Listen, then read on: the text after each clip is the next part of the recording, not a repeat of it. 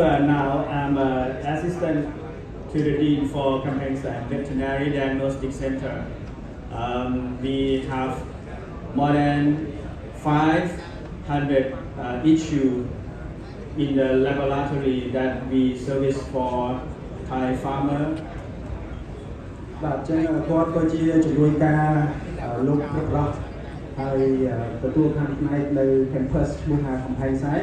តើតើនឹងមជ្ឈមណ្ឌលធ្វើរោគវិនិច្ឆ័យផ្នែកវិទ្យាសាស្ត្រហើយជារៀងរាល់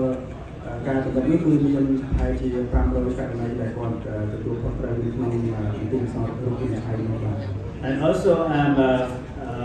supply consultant in Thailand. បាទហើយលោកគ្រូក៏គាត់ជាទីប្រឹក្សាពីពុទ្ធបរិស័ទខាងជួយប្រទេសថៃផងដែរ Firstly, I would like to thank Cambodia Livestock Licensing Association to giving me a good chance to be here to be the part of a good seminar today. បាទជាដំបូងគាត់សូមថ្លែងអំណរគុណដល់សមាគមអ្នកចិញ្ចឹមសត្វកម្ពុជាដែលបានផ្ដល់កិត្តិយសអញ្ជើញគាត់មកចូលរួមនៅធ្វើជាវិក្កាមនៅក្នុងឱកាសដ៏ពិសេសសានេះបាទ And the second one, I would like to thank the Bioscience Group company in Thailand and their partner in Cambodia, Modern Vet Company here, to inviting me to be here to be the speaker today. ទី2លោកគ្រូក៏សូមថ្លែងអំណរគុណដល់ក្រុមហ៊ុន Bioscience ហើយនិងក្រុមហ៊ុន Modern Vet ដែលមានដៃគូនៅប្រទេសកម្ពុជាបានអញ្ជើញគាត់មកធ្វើជាវិក្កាមនៅប្រទេសនេះបាទ Okay, ladies and gentlemen, we have 40 minutes from now to talk. We are going to talk about the consequence of winning weight in pig farm and how to get the high profit from winning weight. បាទអញ្ចឹង topic ក្នុងរសៀលនេះគឺមានសារៈសំខាន់ខ្លាំងណាស់តែគាត់នឹងបកស្រាយអំពីផលវិបាកទៅលើកូនជ្រូកក្រោយពេលផ្លែដោះដែលយើងតែងតែជួបបញ្ហាហើយពិបាកដោះស្រាយអញ្ចឹងនៅក្នុងរយៈពេល40នាទីនេះគាត់នឹងមានបទបង្ហាញបទសោតល្អដែលជាបទបង្ហាញទាំងក្នុងវិស័យអត្ថបទវិទ្យាសាស្ត្រនិងវិទ្យាវិទ្យារបស់គាត់គឺទាំងអស់គ្នាបាទ So I'm starting with how does the weaning weight is very important in pig farm, and this graph shows the correlation between weaning weight in the x-axis in this graph, correlation with the ADG in nursery in your pig farm. So as you see in the red line, it shows positive correlation. It means when you get high weaning weight in your pig farm, you can easier get ADG, high ADG in nursery period. បាទអញ្ចឹងនៅក្នុង diagram នេះគឺបង្ហាញពីតំណែងរវាងកូនជ្រូកក្រោយពេលផ្លែដោះហើយនិង ADG បាទអញ្ចឹងនៅក្នុងជួរអាស៊ីនេះគឺតកតងនឹងចំនួនរបស់កូនជ្រូកក្រោយពេលផ្លែដោះហើយបន្ទាប់ពណ៌ក្រហមនេះគឺតកតងនឹងល្អ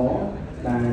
ប្រសិនបើចំនួនកូនជ្រូកក្រោយពេលផ្លែដោះវាមានចំនួនល្អវាមានតំណែងនៅក្នុង ADG នៅក្នុងប្រកម្មរបស់គេបាទ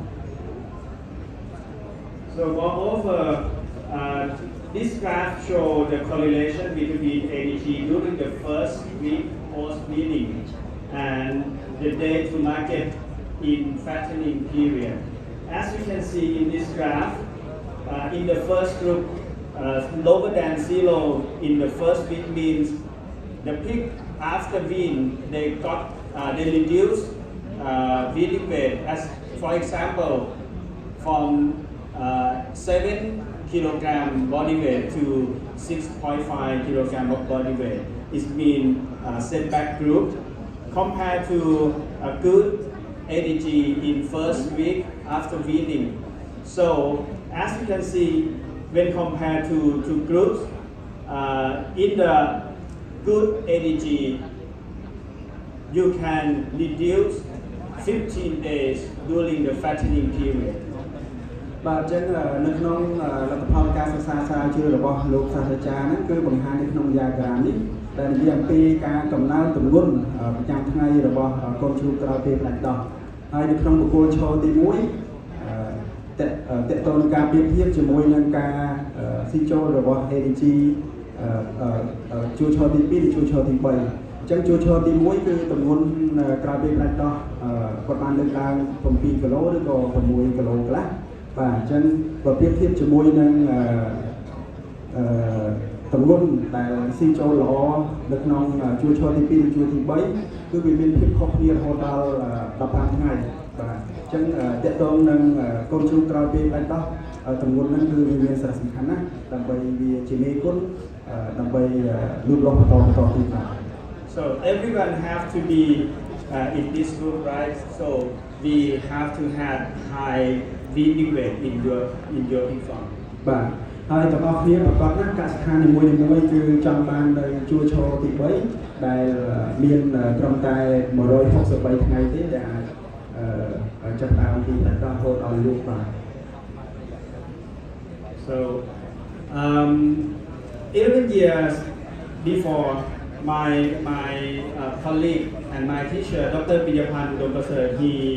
analyzed the data in Thailand, compare between suckling ADG in x-axis compared to fattening ADG in the y-axis. As you can see in this graph,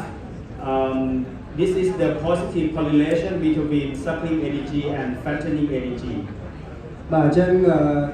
ការសិក្សាស្រាវជ្រាវសហការជាមួយលោកគ្រូហើយនិងអ្នកនិពន្ធឧត្តមប្រសើរហ្នឹងគឺគាត់បានសម្លាញ់យ៉ាក្រាមមួយដែលជួរដេកគឺតកតងនឹង ADG របស់កូនជ្រូកកំពុងមួយហ្នឹងហើយយើងអាចមើលនៅឃ្លានៅខាងក្រោមពណ៌លឿងថាប្រសិនបើកំណើនទម្ងន់នៅក្នុងមួយថ្ងៃ250ក្រាមនៅក្នុងកំឡុងពេលបានដោះ lactation យើងនឹងអាចកាត់បន្ថយនៅកម្រិតចិញ្ចឹមជ្រូករហូតដល់ PVC ផ្នែកលក់ហ្នឹងបានមួយថ្ងៃហើយអ្វីដែលយើងចង់បានគឺយ៉ាក្រាមនៅខាងមុខហ្នឹងគឺត្រឹមតែ163ថ្ងៃបាទអញ្ចឹងបើសិនជាយើងកំណើន250ក្រាមក្នុងមួយថ្ងៃពេលនេះយើងសម្រេចបាននៅ163ថ្ងៃបាទ So I can show you in financial return when we have the high feeding weight in our pig farm. So normally 1,000 sows farm should be produce at least 23,000 piglets per year. បាទអញ្ចឹងគាត់បានលើកយកអំពី benefit របស់ feeding weight នៅក្នុងកសិដ្ឋានមួយដែលមានជ្រូកមេចំនួន 1000 ក្បាលបាទអញ្ចឹងជ្រូកមេ 1000 ក្បាលគឺអាចផលិតបានជ្រូកនៅក្នុងមួយឆ្នាំលក់បាន 23,000 ក្បាល So finishing pig consumes approximately 2.3 to 2.5 kilogram per day, especially in the last whole week. And nowadays, finishing diet costs, I think, close to 0.4 or 0.5 US dollar per kilogram. បាទអញ្ចឹងជ្រូកចិញ្ចឹមយកសាច់ចុងក្រោយនេះគឺស៊ីចំណី 2.3 ទៅ 2.5 គីឡូក្រាមក្នុងមួយថ្ងៃហើយជាពិសេសគឺស៊ីច្រើននៅ 4 សប្តាហ៍ចុងក្រោយហើយចំណីអាហារដែលចាយវាយសម្រាប់ជ្រូកសាច់ហ្នឹងគឺមានតម្លៃ 250 ក្រាមនៅក្នុងមួយថ្ងៃកូនជ្រូកផ្លាច់ដោះហ្នឹងដែលយើងអាចកាត់បន្ថយបាននៅមួយថ្ងៃរហូតដល់ 163 ថ្ងៃដែលយើងចង់បានហ្នឹងមិនត្រឹមតែកម្រិតថ្ងៃយើងលក់បានត្រឹមតែ163ថ្ងៃទេសូម្បីតែប្រាក់ចំណេញដែលយើងចំណេញពីមួយថ្ងៃនេះគឺបានរហូតដល់ 28,750 ដុល្លារក្នុងមួយឆ្នាំ So far, everyone have to concern and concern more about the feeding weight, and we can see the return, the financial return from feeding weight. And not only from our data in Thailand, but also we found that in US, the USA data, the same trend, same result of our data in Thailand. So as you see, when you increase feeding weight, you can reduce the day to market in fattening period. បាទអញ្ចឹងលទ្ធផលការសិក្សាស្រាវជ្រាវក្រុមរបស់គាត់នៅប្រទេសថៃគឺមានការពិភាក្សាទៅគឺស្តីពីលទ្ធផលដែលមានក្រុមសិក្សាស្រាវជ្រាវវិទ្យាសាស្ត្រនៅសហរដ្ឋអាមេរិកដែលមានអ្នកនិពន្ធ Harvard ឆ្នាំ2016ហ្នឹងរកឃើញស្តីគ្នាគឺប្រសិនបើយើងបង្កើតនៅ winning rate បាទទាក់ទងនឹងទម្ងន់កូនជ្រូកក្រោយពេលដៃដោះហ្នឹងហើយយើងអាចកាត់បន្ថយផ្សារទម្ងន់ចិញ្ចឹមរយៈពេលចិញ្ចឹមគឺបានរហូតដល់ចន្លោះពី7ទៅ12ថ្ងៃ The US data show compare between 5.4 kilogram of winning weight. When you increasing the winning weight, you can reduce day to market from 7 days to 17 days. Depends on the depend on the kilogram higher. បាទអញ្ចឹងលោកគ្រូក៏ចង់បញ្ជាក់អំពីកម្រិតចន្លោះថ្ងៃ7ថ្ងៃទៅ17ថ្ងៃនេះគឺអាស្រ័យទៅលើយើងអាចឃើញនៅក្នុងជួរឈរខាងលើនេះបាទអញ្ចឹងប្រសិនបើទម្ងន់តិចជាង 5.4 គីឡូក្រាមហើយវាចន្លោះកើនឡើងរហូតដល់ច្រើនជាង 7 គីឡូ2ខាំបាទអញ្ចឹងយើងឃើញថាកាត់បន្ថយចំនួនថ្ងៃនេះក៏ថយតាមនឹងដែរបាទ So in Thailand, we very serious and focusing on the winning weight, and we have to increase the winning weight in our pig farm consult. បាទអញ្ចឹងក្រុមការពិគ្រោះយោបល់ក្រុមការងាររបស់គាត់នៅប្រទេសថៃបទពិសោធន៍របស់គាត់គឺរឿងច្រើនដែលគាត់ពិគ្រោះយោបល់ប៉ុន្តែរឿងដែលសំខាន់ជាងគេដែលគាត់ដំបូងមានជំរុញគេគឺទាក់ទងនឹងកូនជ្រូកក្រោយពេលដាច់ដោះហើយនឹងការកើនចំនួនរបស់វាឲ្យកាន់តែបានបាទ Not only for the performance, but also when you have more heavier winning weight, you can reduce the disease in your pig farm, especially Mycoplasma pneumoniae. បាទអញ្ចឹងទាក់ទងនឹងទម្ងន់ WW ហ្នឹងគឺមានសារៈសំខាន់ណាស់ប្រសិនបើ winning weight ហ្នឹងគឺការទម្ងន់ល្អមិនត្រឹមតែបន្ថយចំនួនថ្ងៃចំនួនប្រតិកម្មទេប៉ុន្តែអ្វីដែលសំខាន់នោះគឺទាក់ទងនឹងភ្នាក់ងារបង្កជំងឺមកពីជាពិសេសគឺភ្នាក់ងារបង្កជំងឺជាបាក់តេរីឧទាហរណ៍ដូចជាការសិក្សាស្រាវជ្រាវរបស់គាត់គឺពពួក Mycoplasma. So 10 years ago, my team we did the trial in Thailand. So we checked the prevalence of Mycoplasma infection in suckling piglets, 10 days old, and we found that the low winning weight show high prevalence of Mycoplasma infection. បាទអញ្ចឹងនេះជាលទ្ធផលវិទ្យាសាស្ត្រក្រុមសិក្សាស្រាវជ្រាវរបស់លោកគ្រូគឺនៅពេលដែលគាត់សិក្សាយកសំណាក់មកតេស្តក្នុងមន្ទីរពិសោធន៍គាត់រកឃើញថាប្រសិនបើកូនជ្រូកក្រោយពេលដាច់ដោះណាមានចំនួនទៀតបាទគឺគាត់រកឃើញនៅវត្តមានកម្រិតវាលរ៉ាលរបស់បាក់តេរី Mycoplasma ច្រើនបាទ So as in this result, I have two important messages. First one is, as you can see in the red box, it means the parity 1 and 2 can high shedding more than the parity 3. តែអញ្ចឹងលទ្ធផលរបស់គាត់បានរកឃើញថា parity ហ្នឹងយើងបកប្រែថាចំនួនសារអញ្ចឹងជ្រូកមេដែលកើតកូនសារទី1ជ្រូកមេដែលកើតកូនសារទី2គឺមានចំនួនច្រើនជាងជ្រូកមេដែលកើតកូនសារទី3បាទ parity 43 And the second message is, when you see this one, in the low quality of lactation unit, you can see the sucking pig can get Mycoplasma infection close to 27%. បាទកន្លែងនេះគឺចំណុចសំខាន់មួយទៀតទាក់ទងនឹងអត្ថបទវិទ្យាសាស្ត្ររបស់គាត់នៅពេលដែល ADG នៅក្នុង lactation គឺថាកំឡុងពេលមេកំណើតរបស់កូនណាបាទប្រសិនបើឃើញមានទីជាង 2,300 ក្រាមក្នុងថ្ងៃពេលនោះឱកាសដែលមានបញ្ហាពពុះបាក់តេរី Mycoplasma ហ្នឹងមានបញ្ហាច្រើនរហូតដល់ប្រហែលជា 27%. Importantly, as you can see in this group, very good ADG in lactation unit, you can see 0% positive.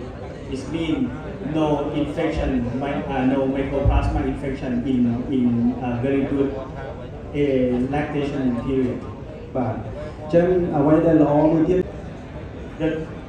The tissue show quite consideration, quite solid. It means the lung cannot exchange the air. So finally, the infected mycoplasma piglet show the very low ADG and high FCR in finishing period. បាទអញ្ចឹងនេះគឺជារូបភាពដែលបន្ទាប់ពីធ្វើនៃក្របស៊ីទៅសរីរាង្គនេះគឺជាសរីរាង្គសួតហើយនៅពេលដែល low សម្រាប់ ADG ហ្នឹងគឺមានការពិបាកក្នុងការផ្លាស់ប្ដូរអុកស៊ីហ្សែនបាទនៅក្នុងកោសិកាសួតហ្នឹងបាទ So not only for mycoplasma pneumonia, but also in Thailand we found low feeding weight piglet can easily get PRS virus. As in this data, the feeding piglets show positive PCR for PRS virus before weaning, and these are the nursery parameters. As you can see, the previous time it means the loss of nursery close to 2%, but when the infected PRS virus it show more than 6% in nursery period. បាទជានេះជាទិន្នន័យល្អមួយទៀតដែលបាក់តេរី Mycoplasma អញ្ចឹងមិនមែនត្រង់តែមាន Mycoplasma ទេគឺមានរហូតដល់ virus ទៀតហើយ virus នេះគឺជា plus virus បាទដែលយើងអាចបកប្រែថាជំងឺជ្រុះត្រចៀកខៀវហើយប្រសិនបើមានវត្តមាន virus ជំងឺជ្រុះត្រចៀកខៀវហើយនៅជួរឈរខាងមុខហ្នឹងគឺកំពុងខូចខាតត្រង់តែ 2-5% ទេប៉ុន្តែប្រសិនបើមាន infection បាក់តេរីនឹងហើយថែមវីរុសនឹងទៀតចឹងធ្វើឲ្យការខូចខាតយើងរហូតដល់ 6-4 បាទចឹងយើងឃើញថាបាក់តេរី Mycoplasma នឹងហើយដែលមានអន្តរអង្គើជាមួយនឹង virus ជួយជាគីទៀតវានឹងកើតពីដល់បាទ Moreover, as you see in this graph, it show compare between light feeding weight in this line and heavier feeding weight in the above line. As you can see in nursery period, the difference between light and heavier is close to 6 or 70% of survival rate. បាទអញ្ចឹងតាមលទ្ធផលនៅក្នុង diagram របស់គាត់នេះគឺគាត់ប្រៀបធៀបពីរគឺតកតងនឹងទម្ងន់មធ្យមនិងទម្ងន់ល្អ PV weight ហើយនិង live weight ហ្នឹងឃើញថាមានភាពខុសគ្នាបាទអញ្ចឹង diagram ខាងក្រោមនេះគឺតកតងនឹង live winning weight ហើយនិងខាងលើនេះគឺតកតងនឹង PV winning weight បាទ So at my first talk, I would like to share with you about the importance of weaning weight. And the next topic of my talk is how to get the heavier weaning weight in your pig farm. បាទអញ្ចឹងបន្ទាប់ពីយើងជួបបញ្ហាហើយយើងដោះស្រាយបានយើងនឹងជាយើងភាសារកន្លែងដោះស្រាយឥឡូវគាត់ប្រាប់អំពី key បាទជោគជ័យដើម្បីធ្វើម៉េចឲ្យបានទទួលនៅកុំជ្រុះក្រោយពេលតែដល់មានចំនួនធំ These are for critical management when you need to get high weaning weight. First one is good management during late term of gestation. បាទអញ្ចឹងមានចំណុចជាច្រើនចំណុចទី1គឺតកតងនឹងការគ្រប់គ្រងកសិដ្ឋានយើងល្អជាពិសេសគឺយើងផ្ដោតសំខាន់ទៅលើជ្រូកមេពពុះបាទ gestation ហ្នឹងគឺតកតងនឹងជ្រូកមេពពុះដែលយើងចិត្តសម្រាល The second one is the sucking piglet should have more than 200 milliliters of colostrum. ទី2គឺតកតងនឹងទឹកដោះដំបូងបាទយើងករណីប្រភេទសត្វគឺករណីសត្វជ្រូកពិសេសជាងគេបើប្រៀបធៀបជាមួយនឹងសត្វផ្សេងទៀត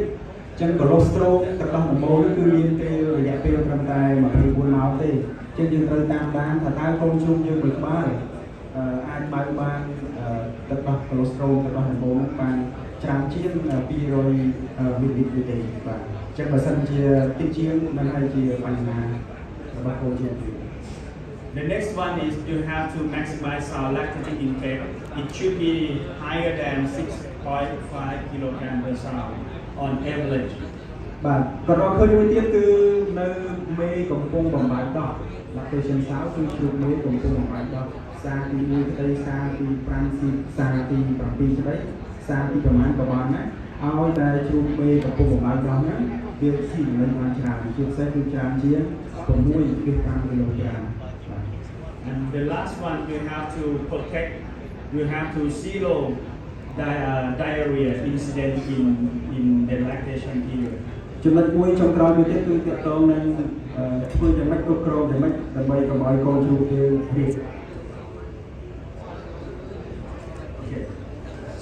Somebody had a question why we need to get more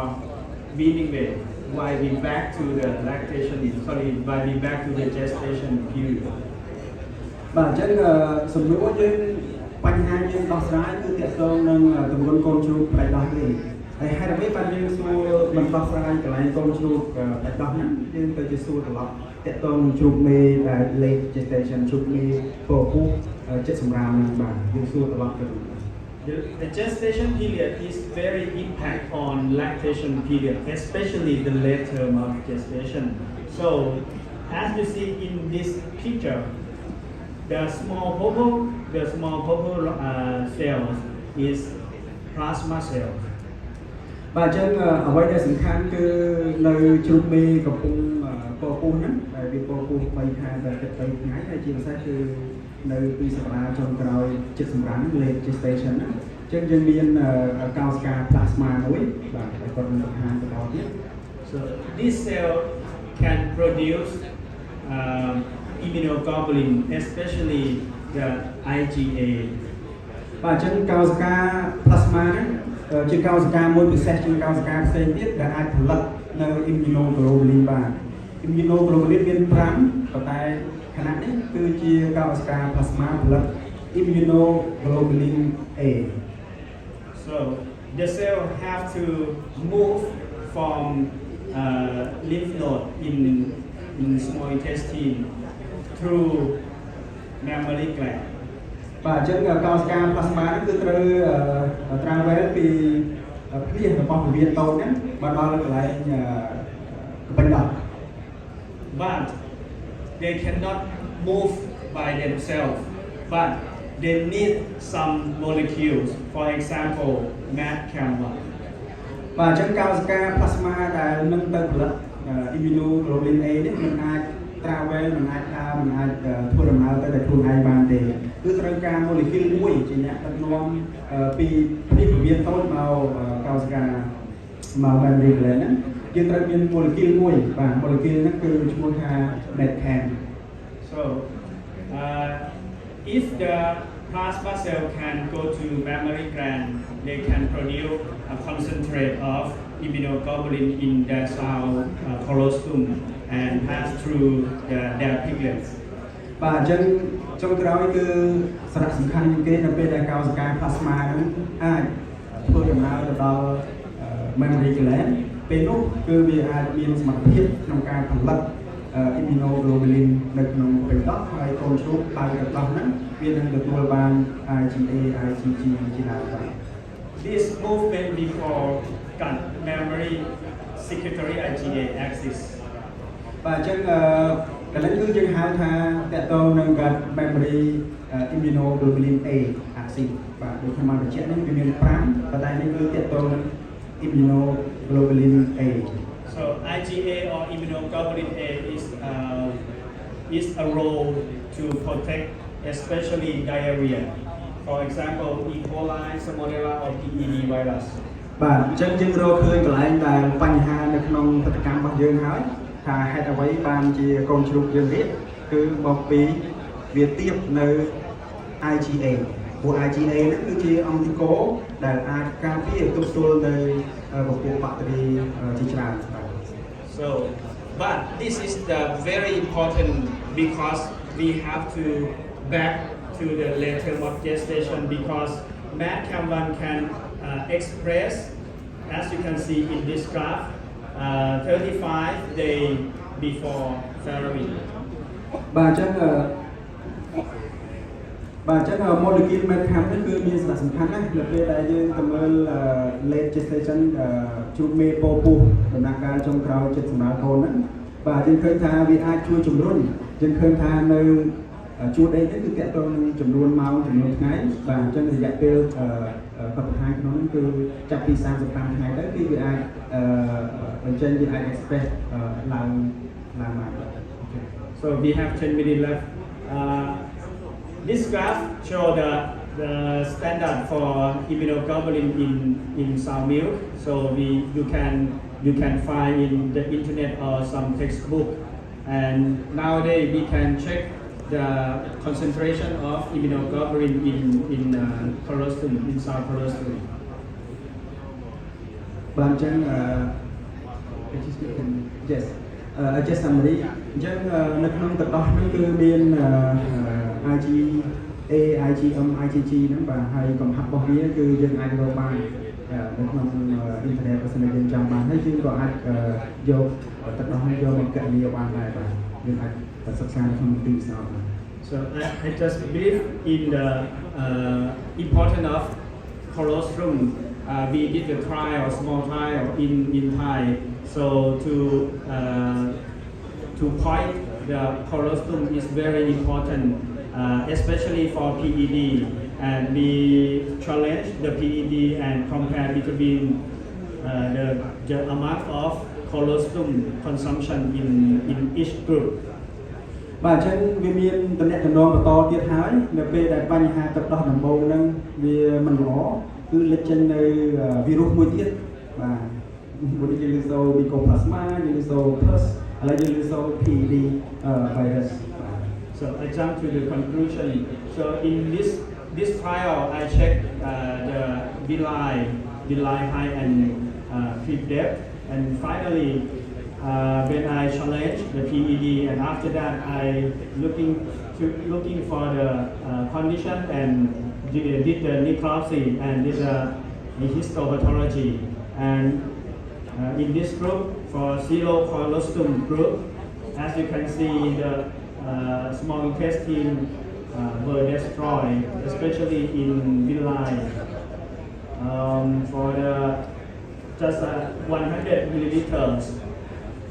my information. However, in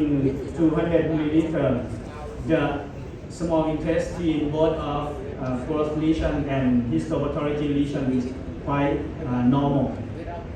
បាទអញ្ចឹងគាត់អាចសង្ខេបឡើងវិញបានថាតំណែងតំណងហ្នឹងគឺយើងអាចមើលឃើញនៅពេលគាត់ធ្វើ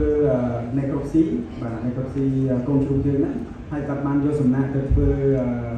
histopatho បាទធ្វើតកតងនឹងរូបសាស្ត្រជាលការរូបសាស្ត្រហ្នឹងគឺបានបង្ហាញថាភាពពវៀនកូនហ្នឹងគឺមានបញ្ហាដូចយើងបានឃើញក្នុងរូបនេះគឺមានរលាកមានចេញពណ៌ក្រហមហើយយើងអាចមើលឃើញនៅក្នុង histopatho ហ្នឹង So finally, I suggest for Thai pig farmers should feed colostrum, sow colostrum for their piglets at least 200 milliliters per piglets. បាទអញ្ចឹងបទពិសោធន៍របស់គាត់នៅប្រទេសថៃគឺកូនជ្រូកមួយក្បាលគួរតែផឹកក្លូស្រូមនឹងឲ្យបានយ៉ាងតិច250មីលីលីត្របាទអញ្ចឹងយើងអាចឆ្លុះបញ្ចាំងអំពី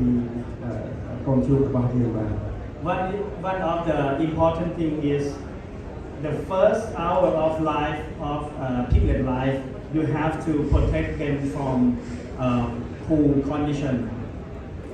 បាទអញ្ចឹងថ្ងៃទី1ម៉ោង1ម៉ោងក្រោយពេលកូនជ្រូកកើតហ្នឹងគឺធ្វើម៉េចបាទដើម្បីកុំឲ្យកូនជ្រូកយើងត្រជាក់ល្ងាអញ្ចឹងហើយបានតែយើងដាក់អំពូលកម្ដៅឲ្យកូនជ្រូកយើងបាទ So you have to provide the light and warm box for especially the light weight of bird weight. បាទអញ្ចឹងយើងត្រូវដាក់អំពូលកម្ដៅឲ្យកូនជ្រូកយើងក្រោយកើតចាប់ពី1ម៉ោងបាទ The next one is you have to treat, you have to feed tree feed for suckling piglet before weaning because as the previous study they said that 41% of suckling piglet could not eat tree feed. បាទអញ្ចឹងតាមការសិក្សាស្រាវជ្រាវបានបង្ហាញថា40% នៃកូនជ្រូកដែលកំពុងបើកដោះហ្នឹងគឺវាអត់ចូលចិត្តស៊ីចំណីគ្រាប់ហ្នឹងទេបាទ So if you have the suitable of tree feed management, you can provide strong gut health for suckling pigs. ប៉ុន្តែប្រសិនបើយើងអាចប្រើវិធីសាស្ត្រគ្រប់គ្រងយ៉ាងណាដើម្បីឲ្យកូនជ្រូកយើងអាចស៊ីចំណីគ្រាប់ហ្នឹងបានគឺជាឱកាសល្អបាទ And the data from Thailand I collect and I recommend for one piglet should have tree feed more than 225 grams. បាទអញ្ចឹងតាមការសិក្សាស្រាវជ្រាវរបស់គាត់នៅប្រទេសថៃគឺកូនជ្រូកមួយក្បាលគួរតែឲ្យស៊ីចំណីគ្រាប់ហ្នឹងឲ្យបានយ៉ាងតិច225ក្រាម And the trend as you can see in this graph at the beginning you have to feed very small amount of tree feed but the last week of suckling pig you have to increase the amount of tree feed for sucking piglets បាទអញ្ចឹងយើងឃើញថានៅក្នុងជួរដីយើងគឺចាប់ពីថ្ងៃទី3យើងគួរតែបង្រៀនកូនជ្រូកឲ្យចេះស៊ីថ្ងៃទី4រហូតដល់ថ្ងៃទី21យើងឃើញថាកូនជ្រូកយើងនឹងស៊ីចំណីតិចបានច្រើនដោយតែគាត់បានសិក្សាអញ្ចឹងគឺយ៉ាងតិចគឺ225ក្រាមមួយក្បាលពេលនោះគឺទម្ងន់វានឹងកើនឡើងបាទ Okay, I have 2 slides. So, as my talk today, in Thailand we focus on late term of gestation. Especially in gestation, we focus on 2 phases. First 4 weeks and last 4 weeks. បាទអញ្ចឹងសម្រាប់គ្រប់គ្រងកូនជ្រូកក្រោយពេលផ្លែដោះតែគាត់ផ្ដល់ដំបូន្មានគឺមិនមើលត្រឹមតែកូនជ្រូកផ្លែដោះថ្ងៃហ្នឹងទេគឺយើងមើលនៅជ្រូកមេដែលកំពុងកពោះបាទ late gestation សោហ្នឹងហើយគាត់ឲ្យយើងមើលទី1គឺ4សប្តាហ៍ដំបូងហើយនឹងក្រោយសប្តាហ៍4សប្តាហ៍ក្រោយបាទ So 4 things that I have to focus and check. First one is body condition or back fat. Second one is skin and leg condition, and physical condition and behavior in gestation times. បាទសម្រាប់4សប្តាហ៍ចុងក្រោយគឺទៅមើល body condition កហើយនឹង back fat កម្រាស់ back fat ហើយនឹងមើលទៅលើស្បែកទៅមើលទៅលើជើងបាទហើយនឹងមួយជាពិសេសគឺទាក់ទងនឹងសកម្មភាពmovement អត្តចរិតរបស់សត្វបាទ Okay. So in the lactation period, you have to concern about in sows and piglets. So as in sow, as same as the lactation period,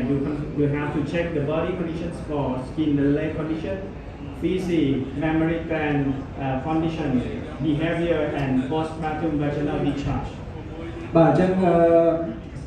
កំឡុងពេលកូនជ្រូកបំបើកដោះហ្នឹងគឺសម្រាប់ជ្រូកមេបាទមេសាទី1ដល់សាទី7ហ្នឹងគឺមានច្រើនចំណុចប៉ុន្តែខ្ញុំចង់បញ្ជាក់ពីចំណុចចុងក្រោយបាទអញ្ចឹងចំណុចចុងក្រោយគឺក្រោយមេដែលកាត់កូនហើយគឺត្រឡប់ទៅវិញយ៉ាងតិចគឺច្រើនបំផុតគឺត្រឹមតែ3ថ្ងៃទៅ4ថ្ងៃទេហើយក្នុងជ្រូកមេ100ក្បាលគឺយើងមើលកសិដ្ឋានរបស់យើងគឺត្រូវតែតិចជាងមេនឹង5ក្បាលឬក៏4ក្បាលប្រសិនបើច្រើនជាងនេះគឺកសិដ្ឋានរបស់យើងមានបញ្ហាហើយបាទ In piglet, I check for the born alive lymphocyte, birth weight, and uniformity, behavior of sucking prick, and diseases, especially diarrhea and joint swelling. បាទអញ្ចឹងសម្រាប់កូនជ្រូកគឺយើងមើលកូនជ្រូករស់នៅក្នុងមួយសម្បុកយើងមើលទម្ងន់ទៅមើលអត្តចរិតរបស់កូនជ្រូកបាទវាមូវាមានសកម្មភាពល្អអត្តចរិតរបស់វាហើយជាពិសេសគឺយើងមើលពីចំណុចគឺតាក់ទងនឹងរីកហើយនឹងតាក់ទងនឹងហាមសម្លាប់បាទ So finally, I hope today you have some information and give the information back to your farm for improving your performance and get a high profit for every farm today. Thank you very much. បាទសូមជម្រាបលោកសាស្ត្រាចារ្យថា